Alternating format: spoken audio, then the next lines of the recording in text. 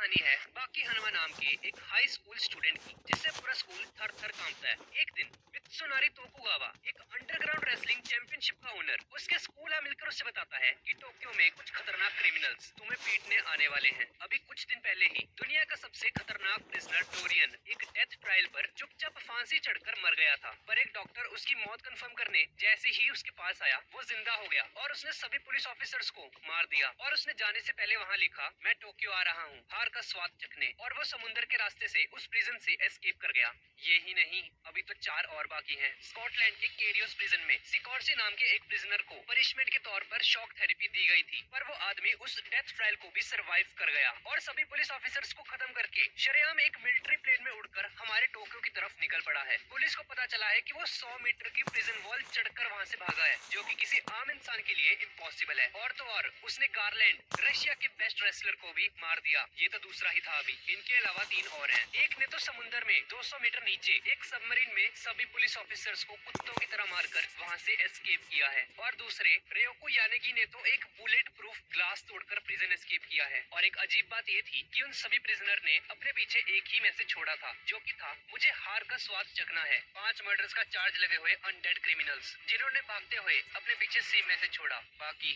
तुम्हें पता है ना इसका क्या मतलब है? दोस्तों, इसका मतलब है कि वो सभी लोग बाकी को डिफीट करने टोक्यो आ रहे हैं, क्योंकि बाकी अंडरग्राउंड रेसलिंग का चैंपियन है। तो अगले दिन सिकोर्स्की उन सभी में से एक प्रिजनर रॉब नाम के एक बहुत ही फेमस किक बॉक्सर को अपनी बॉडी में फिटेड रेजर से मार देता है। और कुछ गुंडे बाकी के बारे में उसके क्लासमेट से पूछते हैं और बोलते हैं, ओए बुलाओ उस बाकी को, बहुत पावरफुल है, हमने सुना है, आज उसके साथ 2-2 हाथ हो ही जाए। डरकर वो आदमी बाकी के पास जाता है और उसको अपने साथ लेकर उसे उन गुंडों से मिलवाता है। उनमें से एक आदमी उसे चाकू से मारने आगे आता है, पर तभी उसे फ्लैशबैक दिखाई देता है कि उसके मुंह पर बाकी ने एक मुक्का ऑलरेडी मार दिया है। हालांकि वो अपनी जगह से हिला तक नहीं है अभी तक। वो बाकी के डर से ही फ्रीज हो जाता है और बचे हुए गुंडों को भी उन्हीं के स्पेशल वेपन्स उन्हीं पे यूज करके उन्हें हरा देता है। पर तभी बाकी को अपने क्लासमेट के पीछे एक 9 फुट का आदमी खड़ा हुआ दिखाई देता है। इस तरफ पुलिस डिपार्टमेंट में तहलका मचा हुआ है। डोरियन सिकोर्सी डॉयल एस्केप कर चुके हैं। तभी एक ऑफिसर आकर उन्हें बताता है कि शहर में सिटीजन्स ने देखा है कि किसी आदमी ने हमारी एक पुलिस वैन को हाथों से ही कुचल दिया। और पूछताछ पर पता चला कि ये काम स्पेक का है, उन्हीं 5 क्रिमिनल्स में से एक। अब सीन उसी बंदे पे शिफ्ट हो जाता है, जो कि बाकी को मारने उसके सामने आ चुका है। शो ऑफ करने के लिए वो बंदा खुद के मुंह में गोलियां चलाता है और कहता है, मैं टोक्यो का सबसे स्ट्रॉन्गेस्ट आदमी हूँ, क्या तुम ही बाकी हनुमा हो? दोस्त, मुझे हार को एक्सपीरियंस करना है, क्या तुम मेरा साथ दोगे? और उसके साथ हाथ मिलाते ही उसका हाथ नीचे गिर जाता है। ये देखकर बाकी की फट जाती है। वो बंदा बाकी को कुत्तों की तरह मारने लगता है और बोलता है, हाथ उठाओ,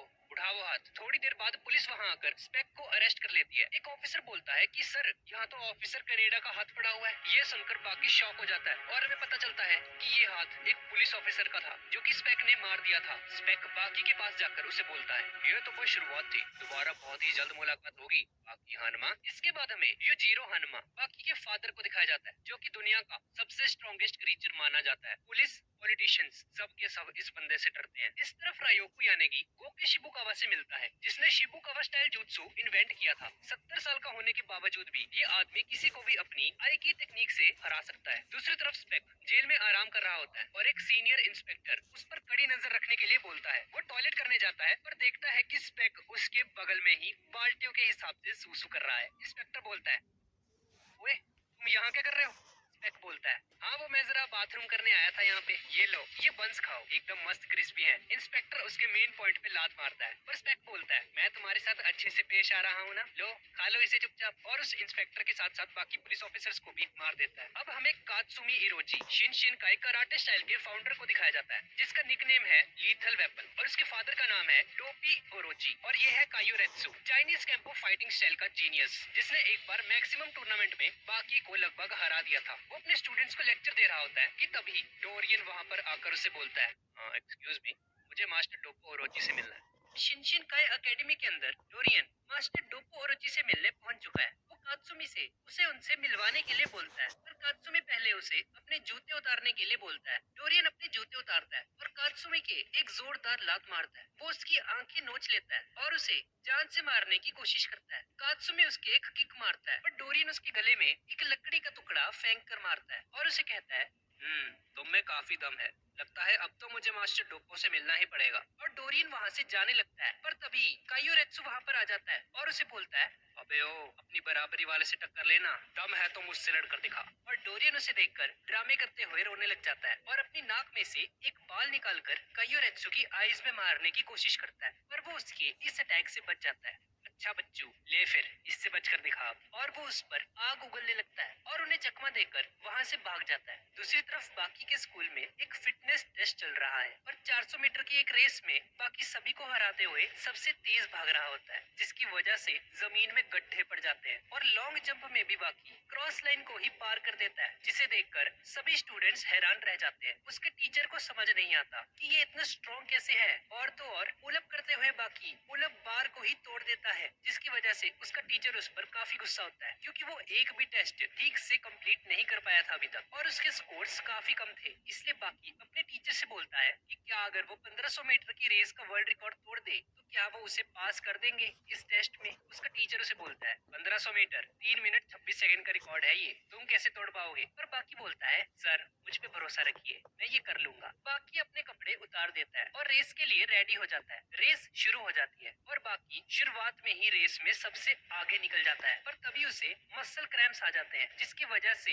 एंड में वो लास्ट पोजीशन पर आता है। और बाकी का टैलेंट देखकर वो टीचर उसे पास कर देता है। इस तरफ मित्सुनारी कांजी इकारी से मिलता है, जिसने मैक्सिमम टूर्नामेंट में बाकी को लगभग हरा दिया था। पर तभी सिकोर्सी वहाँ पर आकर उस पर हमला कर देता है और एक एम्बुलेंस उसे लेकर जाती है और मित्सुनारी सिकोर्सी को अपने साथ लेकर वहाँ से निकल पड़ता है। इस तरफ पुलिस स्टेशन में स्पेक ने I will be back soon का एक पर्चा लगाया होता है अपने सेल के बाहर। और मित्सुनारी और सिकोर्सी एक जगह पर आकर देखते हैं कि वो सारे क्रिमिनल्स एक साथ वहाँ पर आ चुके हैं। मित्सुनारी उनका स्वागत करता है और बताता है कि मैं स्टेडियम का मालिक हूँ और अब ये बताओ कि तुम सब यहाँ पर क्यों आए हो। डोरियन बताता है, ये कैसा सवाल है, ये जापान की सबसे फेमस जगह है जहाँ दुनिया के सबसे बेस्ट फाइटर्स आते हैं। डोले बोलता है, मैं अपने मन की करता हूँ, मुझे यहाँ पर आना था इसलिए मैं यहाँ पर आ गया। और तभी बाकी मित्सुनारी से मिलने वहाँ पर आ जाता है और बोलता है, सर मुझे आपसे कुछ बात करनी थी। वो सभी लोग बाकी को नोटिस करते हैं और तभी डोपो ओरोची और कुछ और खतरनाक फाइटर्स वहाँ पर आ जाते हैं। वो 5 क्रिमिनल्स और टोक्यो के 5 बेस्ट फाइटर्स आमने सामने आ चुके हैं और ये है डोपो ओरोची, शिनशिन का कराटे स्टाइल का असली फाउंडर, और ये है कारोई यानामा, और ये यानामा गैंग का बॉस भी है। मित्सुनारी उन्हें बताता है कि ठीक इसी जगह पर कुछ साल पहले मैक्सिमम टूर्नामेंट हुआ था, जो कि हिस्ट्री का सबसे ज्यादा खतरनाक टूर्नामेंट था और उसे जीता था बाकी हानमा। इस 17 साल के लड़के ने उन क्रिमिनल्स को उसकी इस बात पर यकीन नहीं होता और मित्सुनारी उसे इस टूर्नामेंट के रूल्स के बारे में बताने ही लगता है कि तभी ये बंदा बोलता है, कोई रूल्स नहीं है इसमें, ये गेम अभी से शुरू कर दो, फर्क नहीं पड़ता कि तुम कहाँ हो, किसके साथ हो, कहाँ रहे हो, जीएफ के साथ हो, जहाँ मर्जी चाहो फाइट कर सकते हो। उन 10 लोगों की फाइट शुरू हो जाती है। बाकी बोलता है, चलो ठीक है फिर मैं चलता हूँ, मुझे होमवर्क भी करना है, और ये बोलकर बाकी वहाँ से चला जाता है। दूसरी तरफ वो इंस्पेक्टर देखता है कि स्पेक अपने सेल में वापस आ चुका है। दूसरी तरफ डोरियन और डोपो कहीं पर जा रहे होते हैं कि तभी कायोरेत्सु उससे पहले का बदला लेने उसके सामने आ जाता है और डोपो ओरोची उसके एक जोरदार लात मारता है। वो पहले से ही मौके की तलाश में था डोरियन को पीटने के लिए। डोरियन उस पर अपने आग वाले लाइटर से हमला करता है पर डोपो ओरोची उसके इस अटैक को आसानी से रोक देता है और बोलता है, हा